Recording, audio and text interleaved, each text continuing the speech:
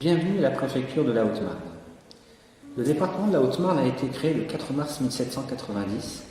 Chaumont en devient le chef-lieu le 22 juin 1790 pour la tenue des assemblées départementales.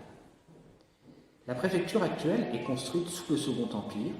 Il s'agit d'ailleurs de l'une des 13 préfectures construites pendant cette période.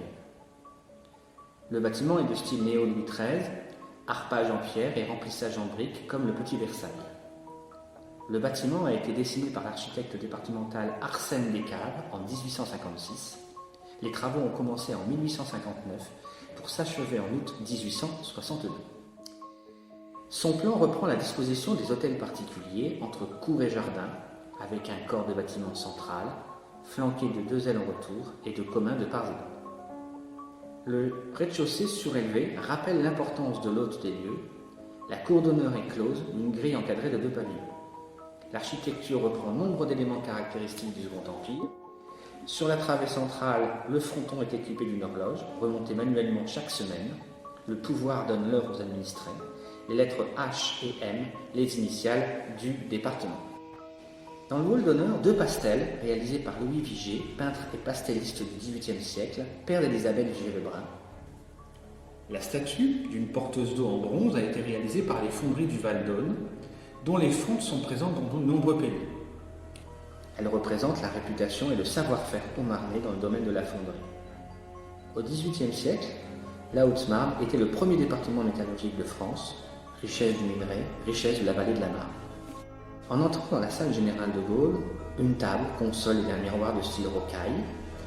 Ce style Louis XV se caractérise par ses lignes courbes, rappelant les volutes de coquillages et les feuillages, et ses décors mêlant fleurs et feuilles d'acanthe.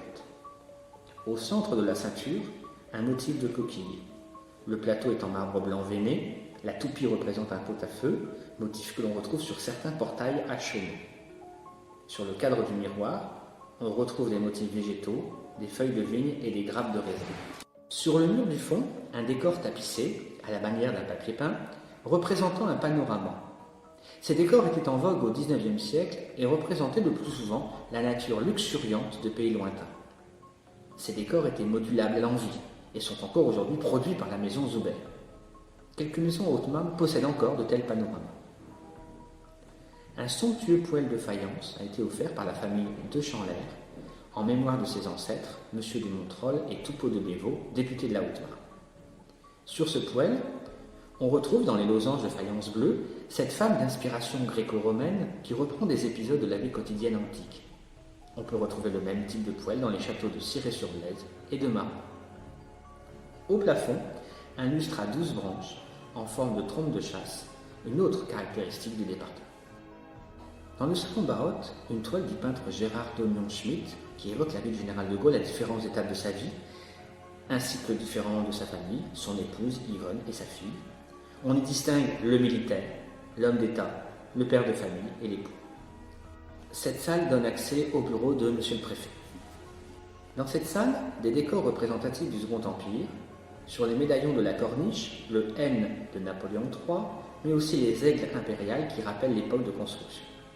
Le lustre, au centre de la pièce, est un décor de palmettes surmonté d'une renommée, figure allégorique antique personnifiant le caractère de la reconnaissance publique ou sociale.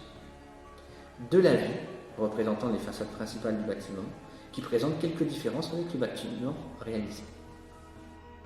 Depuis cette salle, nous avons accès à la terrasse et au parc de la préfecture. La façade ouest, la plus ouvragée, le fronton sort des allégories de la métallurgie et de l'agriculture, secteur d'activité majeur du département. On y retrouve, comme sur la façade principale, les 2 lettres H et M du département. Un élégant escalier baroque, décoré de motifs floraux, mène aux appartements du préfet.